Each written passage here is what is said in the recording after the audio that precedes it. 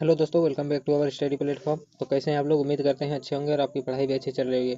आज हम इडोटेरिया का बिहार एसएससी का जो वॉल्यूम 2 है उसका हम लोग प्रैक्टिस सेट 2 को करने वाले हैं। प्रैक्टिस सेट 1 हो चुका है, तो अगर आप लोग नहीं देखे हैं तो पिछली वीडियो को जरूर देख लें। तो आज हम प्रैक्टिस सेट 2 को करने वाले हैं और ये बिहार एसएससी का प्रैक्टिस सेट होने वाला है और ये इडोटेरिया का प्रैक्टिस सेट है, आप देख सकते हैं। तो इसमें हम लोग जीके जीएस के पोर्शन को हम लोग कवर करने वाले हैं और इसका फुल प्रैक्टिस सेट आपको टेलीग्राम पे मिल जाएगा, तो टेलीग्राम चैनल को जरूर ज्वाइन कर लें। चलिए शुरू करते हैं हम लोग प्रैक्टिस सेट 2 को। तो हमारा पहला क्वेश्चन है, निम्नलिखित में से कौन सी पहाड़ी या पहाड़ियाँ अरुणाचल प्रदेश और म्यांमार की सीमा पर है? तो अरुणाचल प्रदेश और म्यांमार की सीमा पर कौन सी पहाड़ियाँ है? तो यह है पटकाई बूम की पहाड़ियाँ। क्या है? पटकाई बूम की पहाड़ियाँ जो है वो अरुणाचल प्रदेश और म्यांमार की सीमा पर है। अगला क्वेश्चन है, 33वां ग्रीष्मकालीन ओलंपिक 2024 में कहाँ आयोजित किया जाएगा? तो 33वां ग्रीष्मकालीन ओलंपिक जो है वो कहाँ आयोजित किया होगा? तो पेरिस फ्रांस में होगा, जो कि हो चुका है। अगला क्वेश्चन देखते हैं। अगला क्वेश्चन है कि निम्नलिखित में से कौन सा विकल्प प्रवाल विरंजन के कारण को निर्दिष्ट करता है? तो कौन सा कारण है जो प्रवाल विरंजन के कारण निर्दिष्ट करता है? तो ये ऑप्शन हो जाएगा महासागरीय अम्लीकरण, अत्यधिक मत्स्यन और गैर संवहनीय पर्यटन। तो इसका सही आंसर हो जाएगा उपयुक्त सभी, इसका सही आंसर हो जाएगा। प्रवाल विरंजन के लिए सभी कारण जो है वो निर्दिष्ट है। अगला है, टोक्यो पैरा ओलंपिक 2021 के उद्घाटन समारोह में भारतीय ध्वजवाहक कौन थे? तो 2021 पैरा ओलंपिक के ध्वजवाहक कौन थे? तो वो थे टेकचंद। कौन थे? टेकचंद। अगला क्वेश्चन देखते हैं। तो अगला क्वेश्चन है, विश्व में सड़क के नेटवर्क के मामले में भारत का स्थान कौन सा है? तो विश्व में सड़क नेटवर्क के मामले में भारत का स्थान कौन सा है? तो यह है दूसरा। कौन सा स्थान है? दूसरा स्थान है। अगला है, निम्नलिखित में से किस देश की सीमा लाल सागर के साथ नहीं लगती है? किस देश की सीमा जो है लाल सागर के साथ नहीं लगती है? तो इथोपिया की जो सीमा है वो लाल सागर के साथ नहीं लगती है। अगला क्वेश्चन है, निम्न में से कौन सा दर्रा लद्दाख में स्थित नहीं है? तो लद्दाख में कौन सा दर्रा नहीं है? तो काराकोरम और चांगला जोजिला, ये तीनों दर्रा जो है वो कहाँ है? तो लद्दाख में है। तो बनिहाल दर्रा हो जाएगा। बनिहाल दर्रा लद्दाख में नहीं है। बनिहाल दर्रा कहाँ है? बनिहाल दर्रा है जम्मू कश्मीर में, आपको ध्यान रखना है। अगला क्वेश्चन है, बिहार सरकार की महत्वाकांक्षी योजना 7 निश्चय 2 की अवधि कितनी है? बिहार सरकार की महत्वाकांक्षी योजनाएं 7 निश्चय 2 की अवधि कितना है? तो 2020 से 2025 तक है। कितना? 2020 से 2025 तक। अगला है, निम्नलिखित नदी परियोजना में कौन ब्यास नदी के पोंग बांध के जल का उपयोग करती है? तो कौन सा परियोजना है जो ब्यास नदी के पोंग बांध का जल को जो है उपयोग करती है? तो वो है इंदिरा गांधी परियोजना। इंदिरा गांधी परियोजना। अगला क्वेश्चन है हमारा, आल्पस पर्वत की सबसे ऊंची चोटी कौन सी है? तो आल्पस पर्वत की सबसे ऊंची चोटी जो है वो है माउंट ब्लैक। कौन है? Mount black. अगला क्वेश्चन है, मणिपुर स्थित काबुल लामजाओ राष्ट्रीय उद्यान जो कि वह हिरन के लिए फेमस है, तो वहाँ कौन से दुर्लभ एवं विलुप्त प्राय प्रजाति पाई जाती है? तो वहाँ कौन सी दुर्लभ और विलुप्त प्राय प्रजाति पाई जाती है काबुल लामजाओ राष्ट्रीय उद्यान में? तो वो संघाई हिरन पाया जाता है। संघाई हिरन, जिसे डांसिंग डियर भी कहते हैं। अगला क्वेश्चन है, भारत में दूसरी सबसे अधिक बोले जाने वाली भाषा कौन सी है? तो भारत में सबसे अधिक दूसरी जो बोले जाने वाली भाषा है वो है बांग्ला। कौन सा है? बांग्ला। अगला है, निम्नलिखित में से कौन सुमेलित नहीं है? निम्नलिखित में से कौन सुमेलित नहीं है, ये आपको बताना है। तो कोलार जो है सोना के खान के लिए फेमस है, तो बिल्कुल सही है। कोयला झंझरिया फेमस है, झंझरिया कोयला के लिए, तो ये भी सही है। और पन्ना जो हीरे की खान के लिए प्रसिद्ध है, ये भी सही है। तो पूछ रहा है सुमेलित नहीं है, तो बैला डीला जो हो जाएगा, ये सही नहीं है। बैला डीला किसके लिए प्रसिद्ध है? तो बैला डीला जो प्रसिद्ध है, ये प्रसिद्ध है अभ्रक के लिए। किसके लिए? अभ्रक के लिए। अगला क्वेश्चन देखते हैं। अगला क्वेश्चन है, अफवाह क्षेत्र की दृष्टि से विश्व की सबसे लंबी नदी कौन सी है? अफवाह क्षेत्र की दृष्टि से बोल रहा है तो अमेजन हो जाएगा। क्या? अमेजन सबसे लंबी। और अफवाह क्षेत्र नहीं रहता, सिर्फ रहता क्या कि विश्व की सबसे लंबी नदी, तो नील नदी हो जाता है। क्या? नील नदी। अगला क्वेश्चन देखते हैं। तो अगला क्वेश्चन है हमारा कि निम्न में से कौन सा सिंधु घाटी सभ्यता का एक बंदरगाह शहर है। तो बंदरगाह शहर कौन सा है? तो ऑप्शन में बी जो है लोथल। लोथल एक बंदरगाह शहर है और किस नदी के किनारे है? तो ये भोगवा नदी के किनारे है। हड़प्पा किस नदी के किनारे है? तो हड़प्पा रावी नदी के किनारे है और ये सिंधु सभ्यता का खोजा हुआ सबसे पहला शहर है, यानी हड़प्पा जो है। और अगर पूछे RH-37 कब्रिस्तान कहाँ से मिला था? तो हड़प्पा से मिला था। स्वास्तिक का चिन्ह कहाँ से मिला था? हड़प्पा से मिला था। और मातृ देवी की मूर्ति कहाँ से मिला था? तो हड़प्पा से मिला था। और अगर बनमाली की बात करें तो बनमाली सिंधु घाटी सभ्यता का एकमात्र ऐसा स्थल था जहाँ से मिट्टी से बने हुए हल का प्रमाण मिला था। यहाँ की नालियाँ जो है वो ढकी हुई नहीं थे, बाकी सभी जगह की ढकी हुई थी। यहाँ के जो सड़कें थे वो टेढ़ी मेढ़ी थी और सभी जगह की सड़कें जो है 90 डिग्री पे एक दूसरे को काटती थी, यानी ग्रिड पत्ती पे आधारित थे। तो इसका सही आंसर जो हो जाएगा निम्नलिखित में से कौन सा बंदरगाह शहर है? तो लोथल बंदरगाह शहर है। अगला क्वेश्चन है निम्नलिखित में से कौन सुल्तान कालीन मंत्री परिषद से संबंधित युग्म सही है? तो कौन सा जो है वो सुल्तान कालीन मंत्री परिषद से संबंधित युग्म है? तो दीवान आरीज जो है, दीवान आरीज का निर्माण किसने करवाया था? तो इल्तुतमिश करवाया था। ये बिल्कुल सही है। अगला क्वेश्चन है कि नागोजी ओंकाजा इवेला विश्व व्यापार संगठन WTO की महानिदेशक बनने वाली पहली महिला थी और पहली अफ्रीकन भी बनी थी। उसका संबंध किस देश से था? तो अफ्रीका महादेश में किस देश से था? तो वो नाइजीरिया की थी। कहाँ की? नाइजीरिया की थी नागोजी ओंकाजा इवेला और वो WTO की पहली महिला अध्यक्ष बनी थी। अगला क्वेश्चन देखते हैं। अगला निम्नलिखित में से कौन सही सुमेलित नहीं है? तो कौन सही सुमेलित नहीं है? इंडिया स्ट्रगल पुस्तक किसकी है? सुभाष चंद्र बोस की। बिल्कुल सही है। बंदी जीवन जो है सचिन नाथ सान्याल की। ये भी सही है। और बंदी जीवन को ही क्रांतिकारियों का बाइबिल कहा गया है, तो ये आपको ध्यान रखना है। अगला इंडिया डिवाइडेड जो पुस्तक है वो राजेंद्र प्रसाद के द्वारा लिखा गया, तो ये भी सही है। ये गलत है। Bhagat Singh the India socialist पुस्तक के लेखक भगत सिंह नहीं है। द इंडिया सोशलिस्ट पुस्तक के लेखक जो है वो है श्यामजी कृष्ण वर्मा। कौन है? श्यामजी कृष्ण वर्मा। तो ऑप्शन ये हो जाएगा इसका सही आंसर। सुमेलित नहीं है ऑप्शन ए। अगला क्वेश्चन देखते हैं। अगला है पाकिस्तान की स्थापना की मांग मुस्लिम लीग ने किस अधिवेशन में की थी? पाकिस्तान की स्थापना का मांग मुस्लिम लीग ने किस अधिवेशन में किया था? तो ये लाहौर अधिवेशन में किया था। और लाहौर अधिवेशन कब हुआ था? तो लाहौर अधिवेशन हुआ था 1929 में। कब? 1929 में लाहौर में हुआ था। इसका अध्यक्ष कौन था? तो इसका अध्यक्ष जो था वो थे जवाहरलाल नेहरू। कौन थे? जवाहरलाल नेहरू। और कराची अधिवेशन कब हुआ था? कराची अधिवेशन हुआ था 1900 कितना 1931 में। 1931 में। और इसका अध्यक्ष कौन था? इसका अध्यक्ष था सरदार वल्लभ भाई पटेल। और 1931 के अधिवेशन में ही महात्मा गांधी को काले झंडे दिखाए गए थे, तो ये भी आपको ध्यान रखना है। अगला क्वेश्चन देखते हैं। अगला क्वेश्चन है एक अफगान शेर अली ने अंडमान निकोबार द्वीप समूह पोर्ट ब्लेयर में किस वायसराय को चाकू से मारकर हत्या कर दिया था? तो अंडमान निकोबार में किस वायसराय को जो है चाकू से मारकर हत्या कर दिया था शेर अली ने? तो वो थे मियो को जो है शेर अली ने अंडमान निकोबार में चाकू से मारकर इसका हत्या कर दिए थे। अगला है कि वंदे मातरम गीत किस पुस्तक से लिया गया? तो वंदे मातरम गीत को आनंद मठ से लिया गया। किसे? आनंद मठ से। अगला क्वेश्चन देखते हैं। तो अगला क्वेश्चन है हमारा कि क्रांतिकारी की तलवार में धार वैचारिक पत्थर पर रगड़ने से आती है। उपरोक्त कथन निम्न में से किसका है? तो यह कथन किसका है? क्रांतिकारी की तलवार में धार वैचारिक पत्थर पर रगड़ने से आती है। तो ये कथन है भगत सिंह का। किसका? भगत सिंह का। अगला क्वेश्चन है किस वायसराय के कार्यकाल के दौरान भारत की राजधानी कोलकाता से दिल्ली स्थानांतरित हुआ था? तो उस टाइम वायसराय कौन थे? तो वो थे लॉर्ड हार्डिंग। कौन थे? लॉर्ड हार्डिंग वायसराय थे जिस समय भारत की राजधानी कलकत्ता से दिल्ली स्थानांतरित हुआ था। और ये कब हुआ था? तो 1912 ईस्वी में हुआ था। अगला क्वेश्चन है कि 16 महाजनपदों में से एक महाजनपद दक्षिण भारत में स्थित था जिसकी राजधानी कहाँ थी? तो सबसे पहले दक्षिण भारत में स्थित एकमात्र जनपद कौन था? तो वो था असमक। क्या था? असमक जो जनपद था वो दक्षिण भारत में स्थित एकमात्र जनपद था और इसकी राजधानी जो थी वो थी कहाँ? पोतन या पोतनी। कहाँ था? पोतन या पोतनी।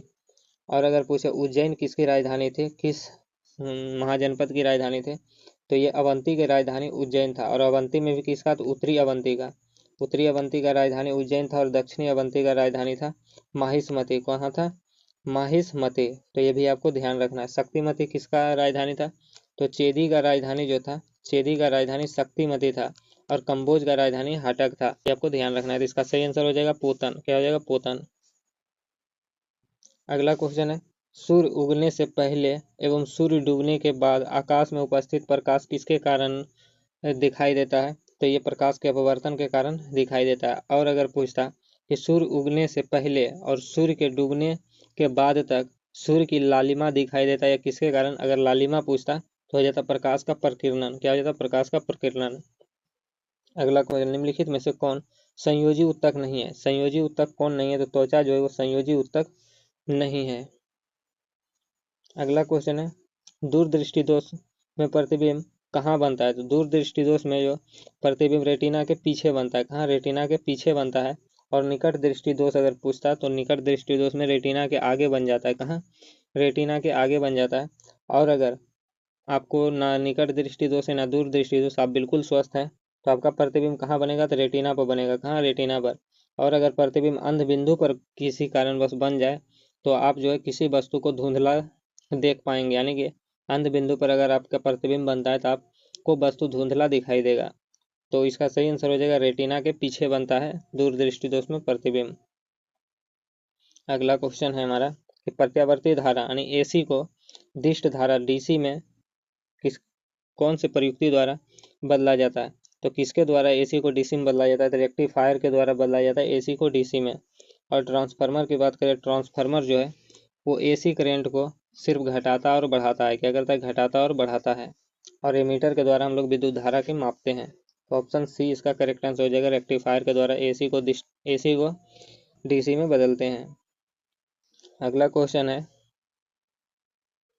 कि किस तत्व की रासायनिक प्रकृति निम्नलिखित में से किस पर निर्भर करती है? किसी तत्व की रासायनिक प्रकृति किस पर निर्भर करती है?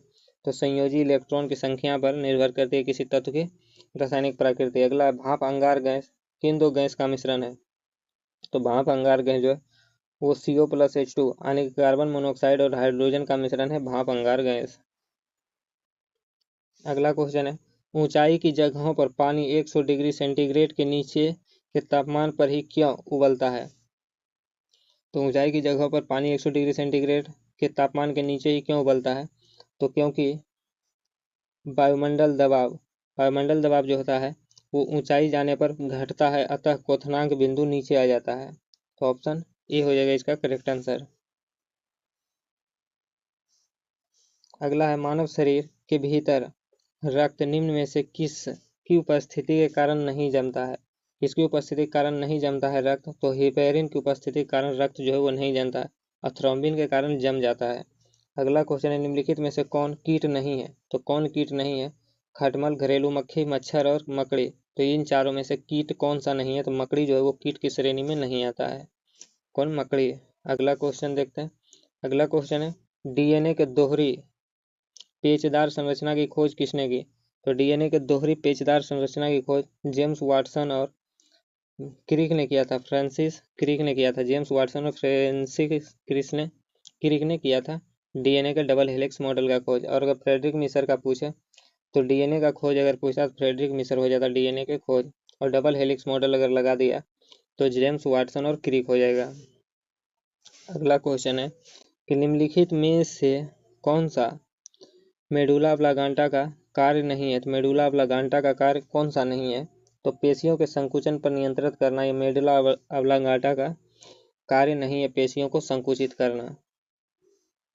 अगला क्वेश्चन देखते हैं। तो अगला क्वेश्चन है हमारा, मानव शरीर के निम्नलिखित भागों में से किसमें निषेचन की क्रिया होती है? तो मानव शरीर के निम्नलिखित भागों में से किसमें निषेचन की क्रिया होती है? तो ये होता है अंडवाहिनी में। किसमें? अंडवाहिनी में। इसे ही फैलोपियन ट्यूब भी कहा जाता है। अगला है ब्लैक होल। ब्लैक होल अंतरिक्ष में एक ऐसा पिंड है जो किसी प्रकार के विकिरण को बाहर नहीं आने देता है। इस गुण का क्या कारण है? तो ब्लैक होल का वह कौन सा गुण है जिसके कारण वह किसी भी पिंड को बाहर आने नहीं देता है? तो उसका जो घनत्व होता है वो बहुत उच्च होता है इतना ऊंच होता है कि उससे होकर प्रकाश भी बाहर नहीं आ सकता है। इसका घनत्व तो बहुत ऊंच होता है। अगला क्वेश्चन है हमारा कि कैलामाइन जो है वो किसका अयस्क है। तो कैलामाइन जो है वो जस्ता का अयस्क है। किसका? जस्ता का अयस्क है कैलामाइन। अगला और डोलामाइट अगर पूछे तो डोलामाइट हो जाएगा तांबा का। इसका तांबा का डोलामाइट। अगला है कि परमाणु में कक्षों को भरने का क्रम नियंत्रित है। परमाणु में कक्षाओं को भरने का क्रम नियंत्रित है। किस पर नियंत्रित है? किस सिद्धांत पर? तो ये अब्बाऊ के सिद्धांत पर आधारित है। परमाणु में कक्षाओं को भरने का क्रम जो है वो अब्बाऊ सिद्धांत पर आधारित है। अगला क्वेश्चन है हमारा कि कशेरुकी उदर का मूलभूत कार्य क्या है। कशेरुकी उदर का मूलभूत कार्य क्या है? तो इसका मूलभूत कार्य जो है वो है भंडारण। क्या है? भंडारण। अगला है रेडियोधर्मिता की खोज किस वैज्ञानिक के द्वारा किया गया था। तो रेडियोधर्मिता की खोज हेनरी बेक्वेरेल द्वारा किया गया था। किसके? हेनरी बेक्वेरेल द्वारा। और अगर नाभिक की खोज पूछे तो रदरफोर्ड हो जाएगा। नाभिक का खोज किसने किया था? रदरफोर्ड ने।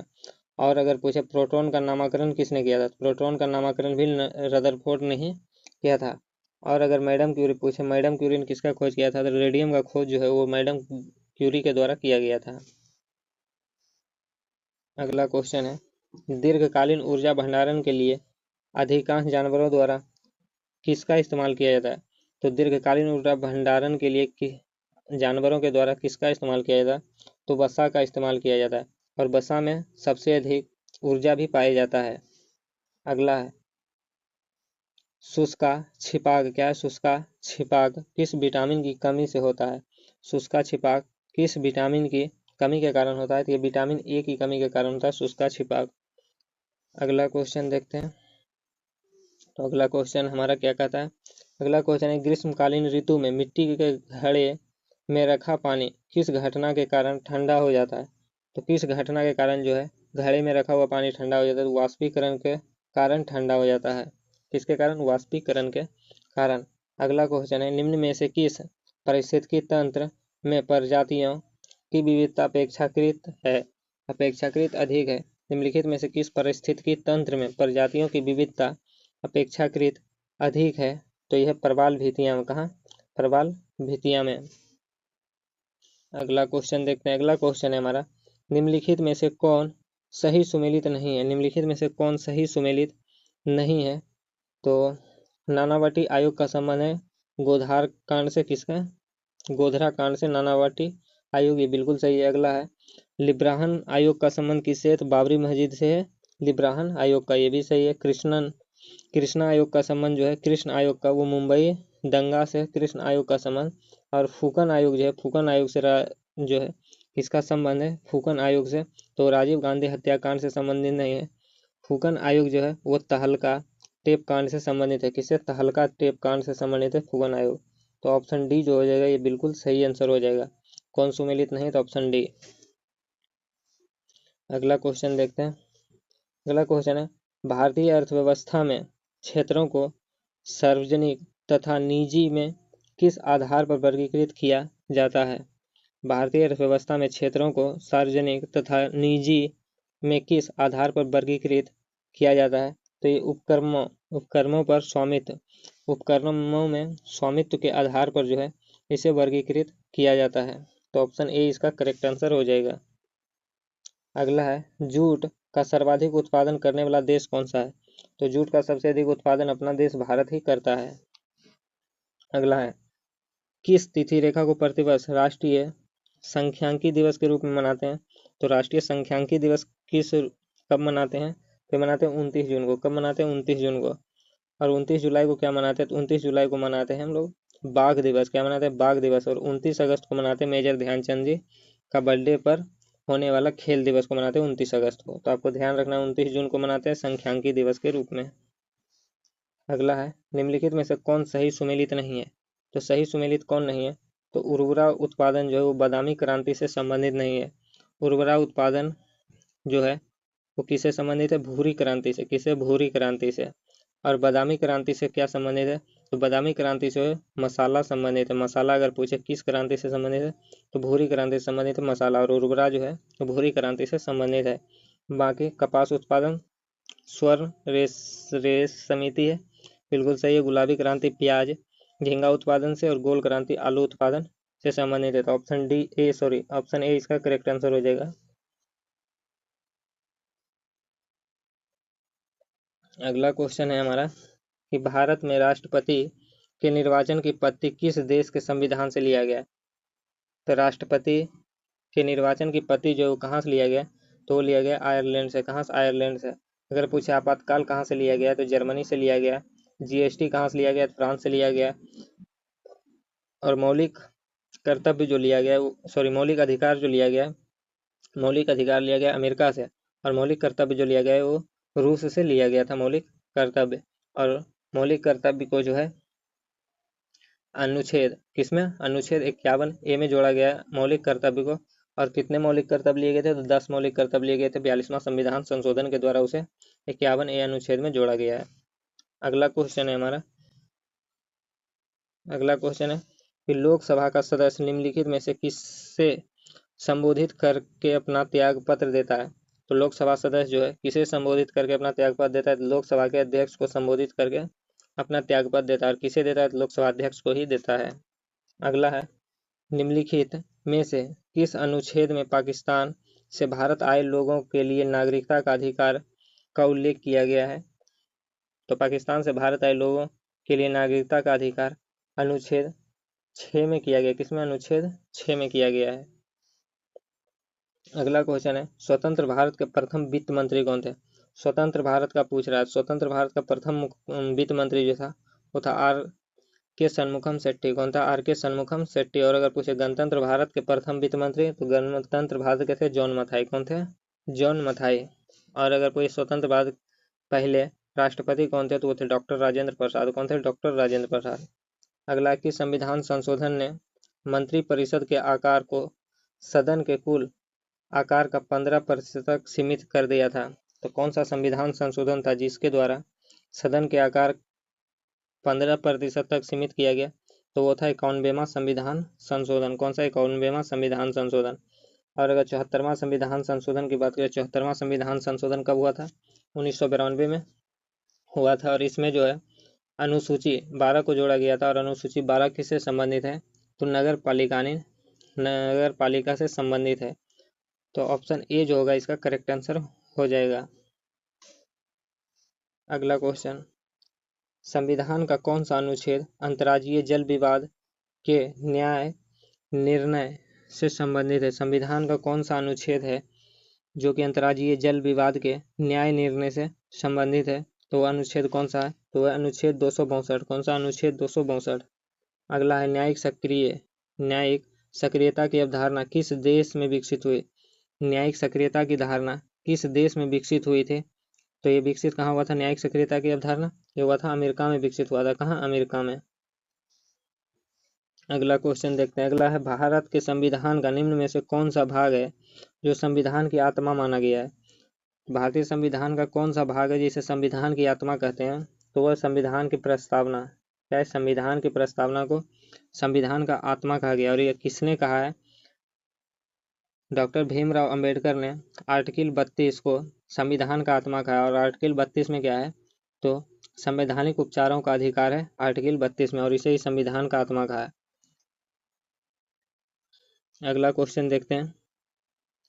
तो अगला क्वेश्चन है हमारा, निम्नलिखित में से कौन सही सुमेलित नहीं है। तो सही सुमेलित कौन नहीं है ये आपको बताना है। कौन सा सही सुमेलित नहीं है? तो राज्य द्वारा जिला न्यायाधीश की नियुक्ति अनुच्छेद किसमें? 233 में। ये सही है बिल्कुल। अगला है संसद का 2 या 2 से अधिक राज्यों के लिए एक उच्च न्यायालय स्थापित करने की शक्ति है।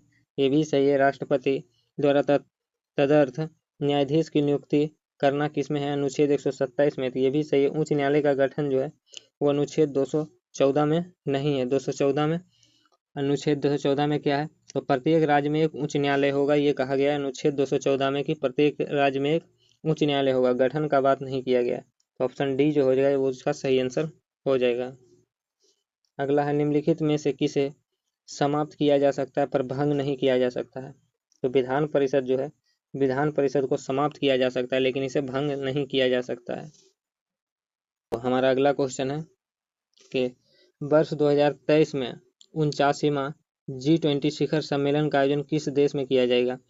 वर्ष 2023 में 49वां जो है G20 शिखर सम्मेलन का आयोजन कहाँ किया जाएगा? तो जापान में किया जाएगा। कहाँ? जापान में। अगला, केंद्रीय बजट 2022-23 के अनुसार वित्तीय वर्ष 2022-23 में राजकोषीय घाटा सकल घरेलू उत्पाद का कितना प्रतिशत अनुमानित है?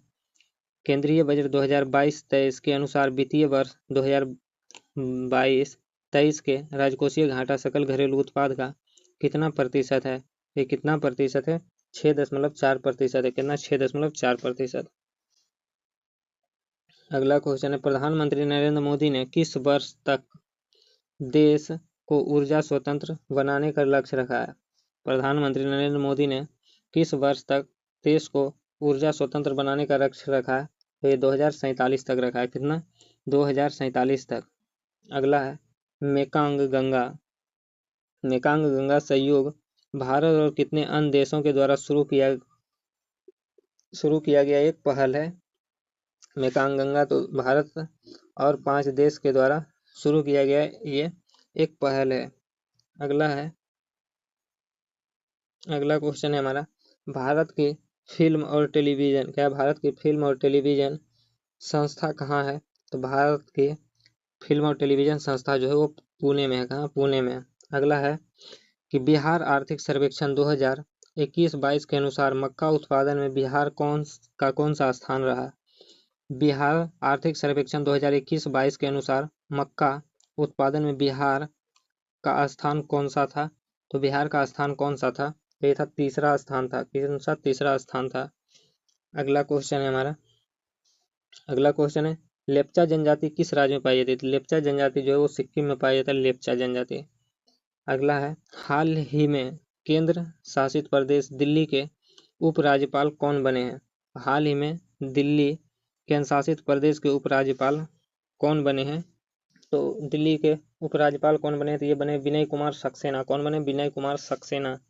अगला क्वेश्चन है हमारा कि आर्कटिका क्या है? अंटार्कटिका में स्थापित भारत का प्रथम ध्रुवीय अनुसंधान केंद्र का नाम क्या है? अंटार्कटिका में स्थापित भारत में प्रथम ध्रुवीय अनुसंधान का नाम क्या है? तो इसका नाम है दक्षिणी गंगोत्री। क्या नाम है? दक्षिणी गंगोत्री। और ये हमारे सेशन का आखिरी प्रश्न है कि कार्टाजेना क्या है? कार्टाजेना प्रोटोकॉल जो है उसका संबंध किससे है? तो कार्टाजेना प्रोटोकॉल का संबंध किससे है? इसका संबंध है किससे? जैव सुरक्षा समझौता से संबंधित है कार्टाजेना प्रोटोकॉल। तो ये था हमारा आज का कुल 70 क्वेश्चन जीके जीएस का, जो कि पूछे जाते हैं बिहार एसएससी में। 70 से 75 क्वेश्चन पूछे जाते हैं। तो वो था हमारा, ये बिहार एसएससी का ड्यूटेरिया का बुक था। तो वीडियो आपको कैसा लगा है वो आपको कमेंट करके बताना है। और अगर अभी तक चैनल को सब्सक्राइब नहीं किया तो चैनल को भी सब्सक्राइब कर लेना है। साथ ही साथ इसे अपने दोस्तों और ग्रुप्स में वीडियो को शेयर भी करना है। तो चलिए फिर कल मिलते हैं नेक्स्ट प्रैक्टिस सेट के साथ। तब तक पढ़ते रहिए, मस्त रहिए। जय हिंद, वंदे मातरम।